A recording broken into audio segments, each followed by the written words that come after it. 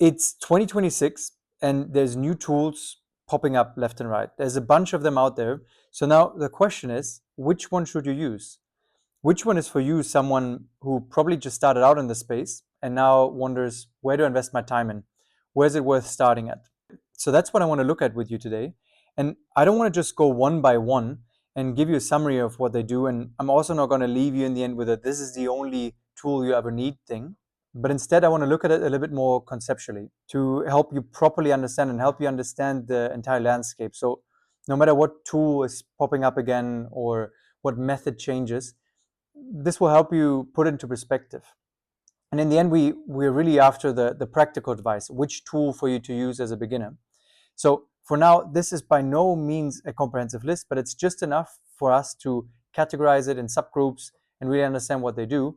And then later also map it across something that I like to call the vibe code spectrum, because in the end, this really gives you the practical advice of which one is for me for which kind of purpose. So let's get into it.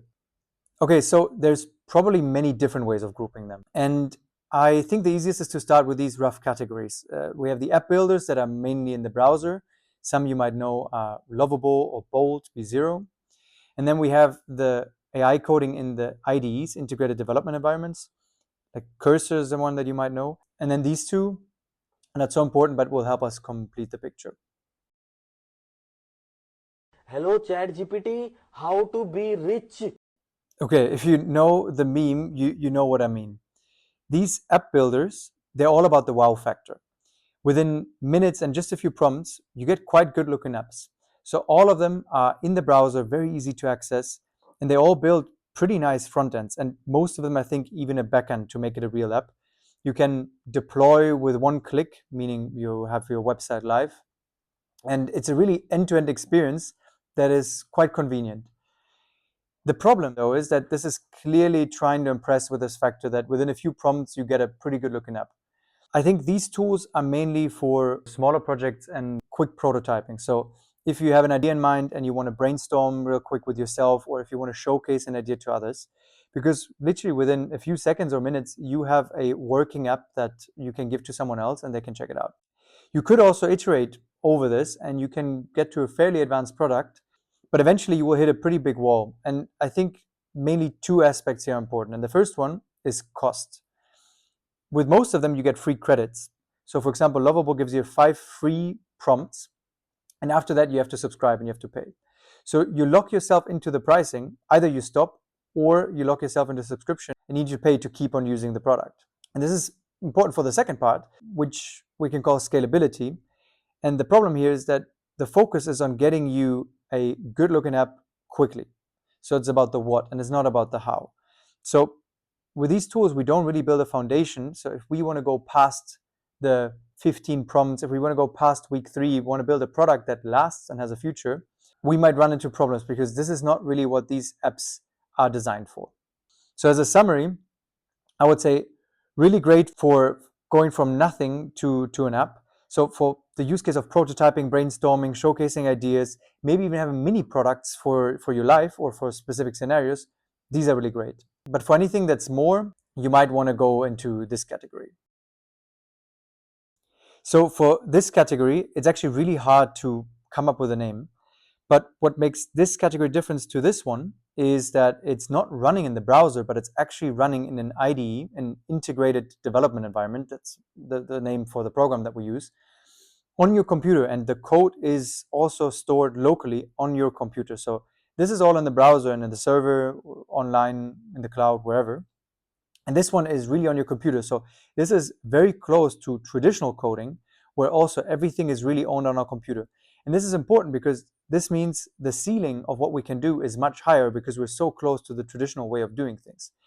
And this is a tool, for example, like Cursor, which is an IDE that we can also use to write code purely with AI. But the difference is that we're really close to the actual development. So whatever edge cases we might have, whatever we need to install, whatever we want to try to do, this gives us the opportunity to do all of that. So just that you know what that means is this is Cursor, one of the AI IDEs. And this is a program running on your computer. And you see there's the actual code. This is in the foreground here. That's important. We see the file structure that is on our computer, the same in just a normal folder here. But the big focus here is this big window when it's about the chat. So here you chat with AI to just say, please make nice screen. So very similar to the other tools in the browser, this is the experience of coding with AI. The difference is you have a much higher ceiling because you're actually staying close to the traditional workflow. So then there's these last two, and they don't matter too much to us, so we can keep it short, but at least to put into perspective, this is the traditional code, and it's very close to just what we saw with Cursor. These are IDEs, depending on which app you want to build, if it's for web apps, if it's for iOS, or if it's for Android. You would use different programs, and then you just write the code in there. So you see, for example, this is Xcode that looks very similar with a file structure with a code as it was in Cursor. You just don't have that nice AI window. There's also extensions that you can have an AI code in these environments, but for now, it's probably the easiest to understand it this way. And then lastly, there is CLI, so AI coding in the terminal. There is definitely a little bit of a hot topic at the moment because especially developers love using Claude code in the terminal. But for beginners, these terminal things are a little bit scary stuff and intimidating. And in the end, it's not all that bad, but definitely not as visual as you would have it in these IDEs where you can see everything structured. So for now, I think it's fair enough to skip. So as someone just starting out, all of this might be a little bit confusing. So I wanted to bring a little bit more clarity into it rather than just listing all of these. So I went ahead and asked my friend Gemini to create me a nice little graph. Obviously it sucked, but then I went ahead and force fed my prompt for 2 hours until I got something really nice. And this is where we ended up here with the vibe code spectrum. And why I think this is so important is because when we look at the right tool that we want to use, this is not a simple answer.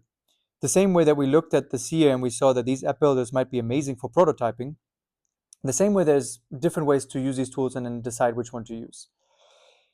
If we look at this spectrum, and why I call it spectrum is because there's a natural relation between how much time are you willing to put in, or the other way around, how much time do you want to save with AI, and how much quality do you want, do you need, and how much control do you need. These two kind of go hand in hand. So you see here in the bottom, we have these app builders like Lovable, Bold, the first bucket that we had before. And they're amazing in terms of time saving. Within a minute, you have an app. But also, in terms of quality, you are a little bit limited. Again, this depends. If you just want a prototype or a small app, this quality aspect can also be up here or even up here if it's just a prototype. It's a little bit subjective, but definitely you're giving up a lot more control. So this is why I combined this dimension with quality and control. And then we go gradually up, and this is still a very much one-to-one relationship. The more time you put in, the more quality you will get. But what we see in this graph is that at some point, there's a much steeper incline. With just a little bit more time, we get a lot more quality. And you see, there is a few cursor variants. So let me explain. And as you remember, cursor is this IDE that we use here. And you could also simply use it as vibe coding, doing the same thing that you would do in the browser, just simply not caring at all and just vibe coding here, saying what you want, and cursor will build it. So that's why cursor plus vibe coding is barely different to this. Yes, it gives you more control because later on you can do different things, but the relationship is quite linear still. Where it gets really interesting is this zone here where I call it the sweet spot. So you can use cursor and put in just a little bit of effort or even medium effort. What that means is, are you willing to sacrifice a little bit of the speed for taking active decisions, trying to learn, trying to understand what you're actually building? Are you taking the time to properly describe the requirements, maybe to have some back and forth and let the AI ask you questions and plan together? At certain moments, you might need to refactor. This is the word for cleaning up. So when you build stone on top of stone, at some point you need to look at, okay, do we have a good construction here? Does it still make sense? Or do we need to clean up a bit? These are all questions that you don't care about here. So if we're building an app that we want to be a real app and maybe even a company later, Cursor is definitely giving you everything that you need to do this. So this all depends on how much effort are you willing to put in. For me, this is a sweet spot because you can at any moment decide how much effort you want to put in. And then we see that at some point, this curve is flattening again, going linear and then even less. And this is when we can certainly put in too much effort into Cursor. So we can also go in here and ask for every question, try to understand everything, don't trust AI with anything, maybe even write the code ourselves. Then at some point, this is flattening. And then certainly we have writing all the code yourself, traditional coding. This is not really important for us, as more for developers that probably work their way backwards for this curve. So developers trying to see how can I use AI as much as possible to get me the most time savings, but not giving up on all the quality that I would have if I build it myself. So coming back to the entire graph, the main message here is that with AI coding, there's a sweet spot. There's a sweet spot at some point where with just a little bit more effort, you will get significantly better results. And this is true for everyone, even developers.